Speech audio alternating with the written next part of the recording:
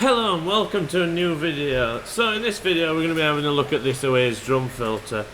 As you can see, it's currently working in this, and I'm going to actually this video's all over the place. I did loads of recordings, I did loads of stuff, and I got it working and then it stopped working, all back and forth. So as you can see in this clip, I actually managed to get the drum filter working properly, and that's how it's supposed to be, but it didn't last for very long. So in a second what we'll do is we'll have a look at the motor, and then we'll work our way from there as when I realise that the motor's actually no good, and then generally go about replacing the motor and everything. It was quite a job. Let's have a look.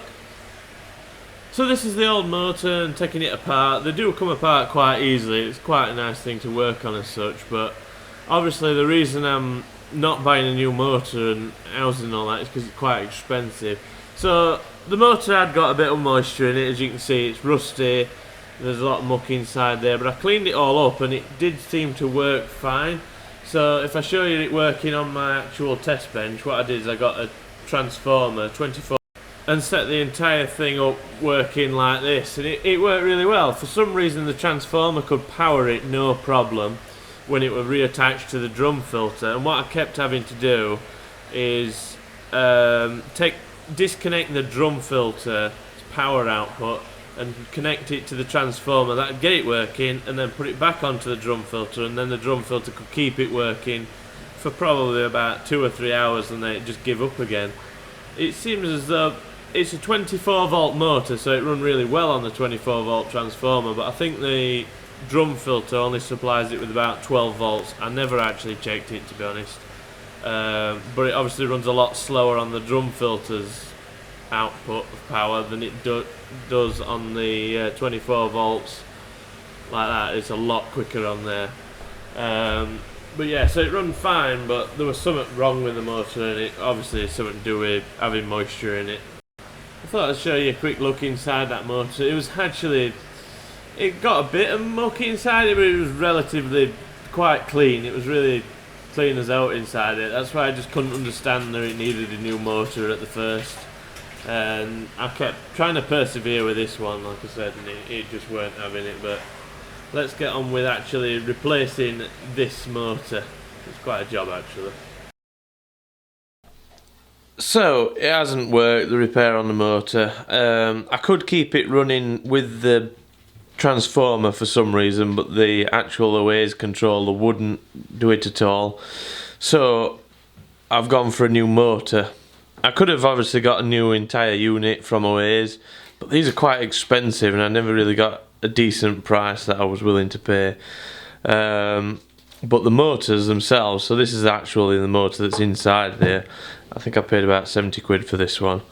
So we're gonna take this to bits and put this motor in and hope for the best.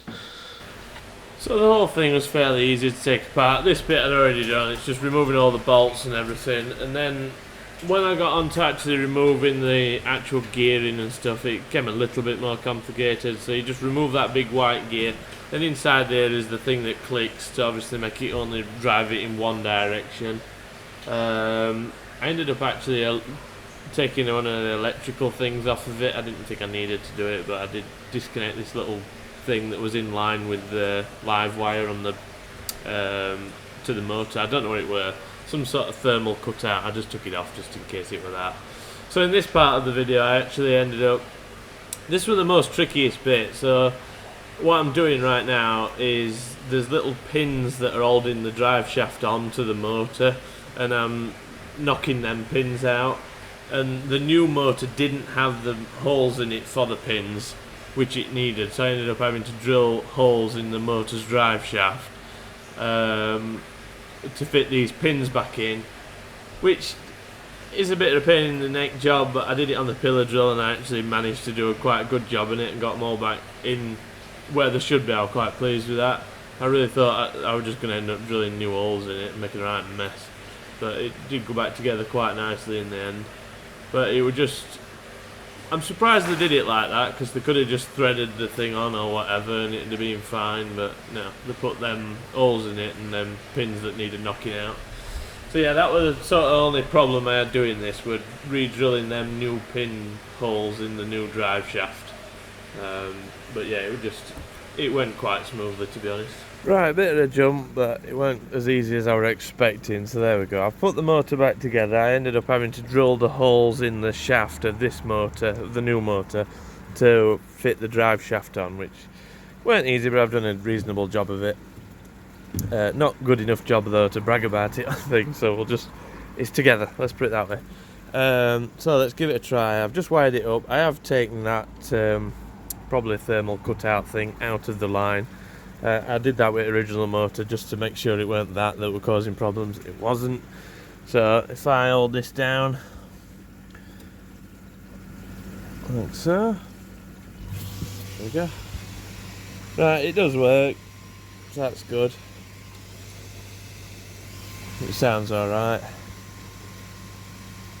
so that's pleasing. It seems to have plenty of power.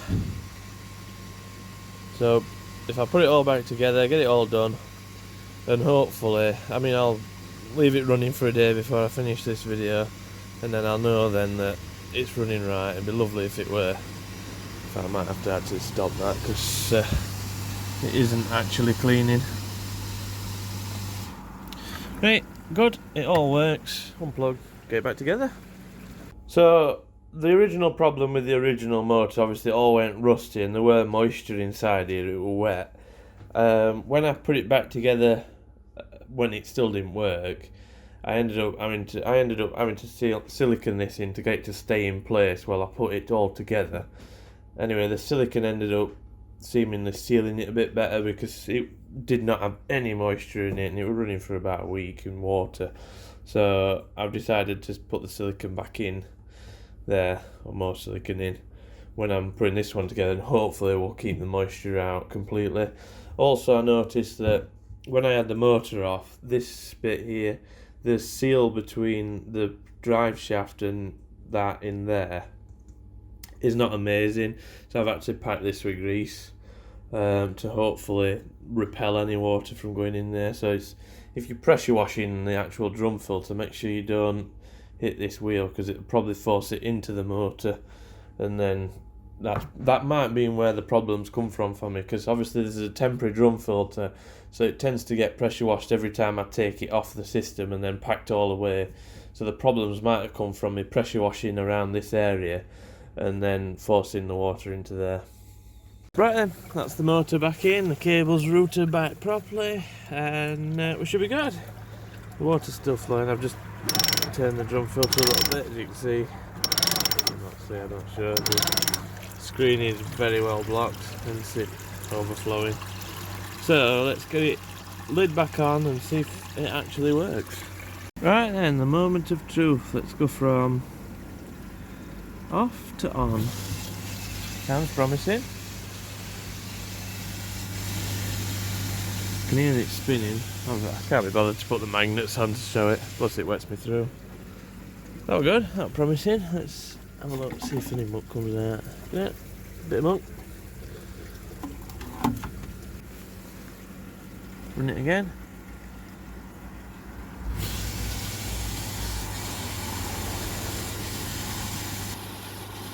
Yeah. But obviously the other motor would also do this, so it worked. When I first would put it all back together, it worked fine. It was sort of after a few hours it stopped working, so let's give it a day of running and see how we get on and hope for the best. Just run it one more time.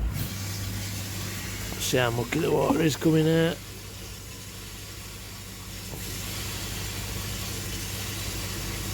It's not too bad. You'd think it'd be worse, really.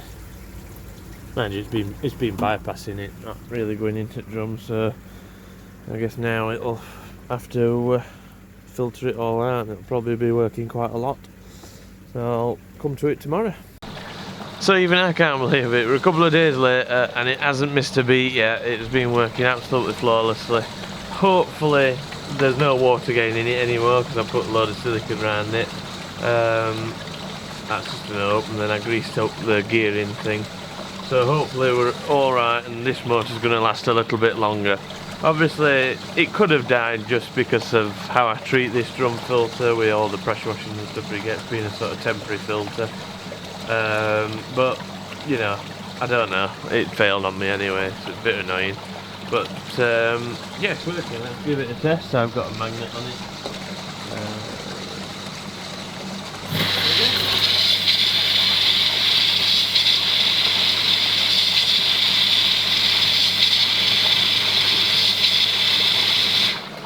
I actually think it spins a little bit faster than the old motor did, but that might mean, obviously the old motor were dying, so that might be why it was spinning a little bit slower, I suppose. But it does seem to spin a little bit faster. I got a few comments on taking that magnet off. Oh, my camera's going everywhere. I got a few comments on taking this magnet off on the lid and put it on there, which I think is a really good idea. I'm going to have to do that at some point. Because putting that magnet on it, you have to really precisely position it to actually get it to do it. It's a bit of pain, but yeah, fairly pleased. I'm pleased it's back running because I do actually like this drum filter.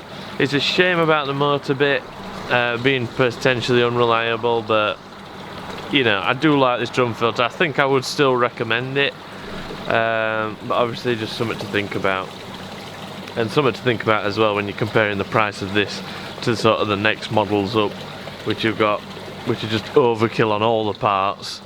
You know, you might be better off going the next model up because of the motor and stuff like that. I don't know. It's totally an option, but I'm still pleased I've got this drum filter, and I'm very pleased it's working again. I quite like it.